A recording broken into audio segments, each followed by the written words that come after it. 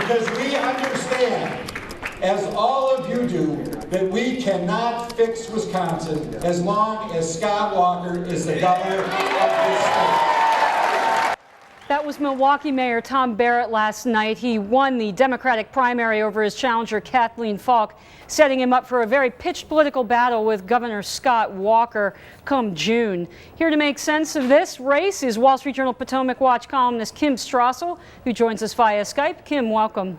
Hi, Mary. Is Mr. Barrett's victory good or bad news for Scott Walker?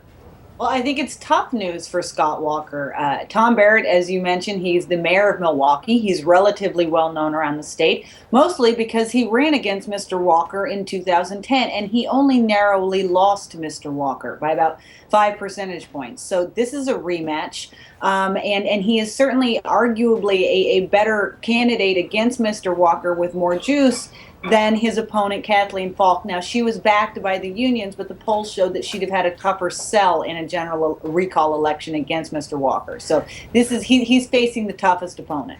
Now, just last year, collective bargaining was the issue. We had an occupation of the State House, some incredible scenes out of Wisconsin. What is Mr. Barrett going to run on? Is this an anti-collective bargaining sort of anti-pro-union platform? What are the issues that he's really going to run on? Is not that. Amazingly, despite all of these protests, despite all of the upheaval, you barely heard either Mr. Barrett or his opponent, Kathleen Falk, talk about collective bargaining.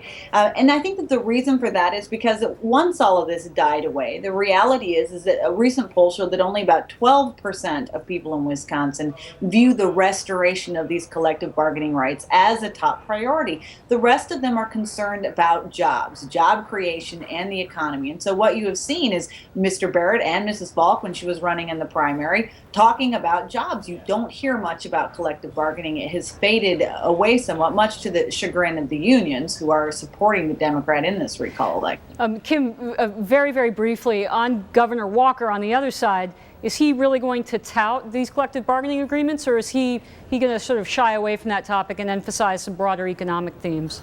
I think he's going to talk about it in the context of what has always been his broader argument, that he has been laying the groundwork for some sort of jobs boom in Wisconsin. He's going to talk about some of the benefits that have come. Property taxes are down. There's an argument that some of this collective bargaining agreement has cut about $1 billion from the state budget. And he's going to make the case that this makes Wisconsin a better place for business and a better place to move people in and grow jobs. Well, we're going to have to leave it at that for Wisconsin. Thank you.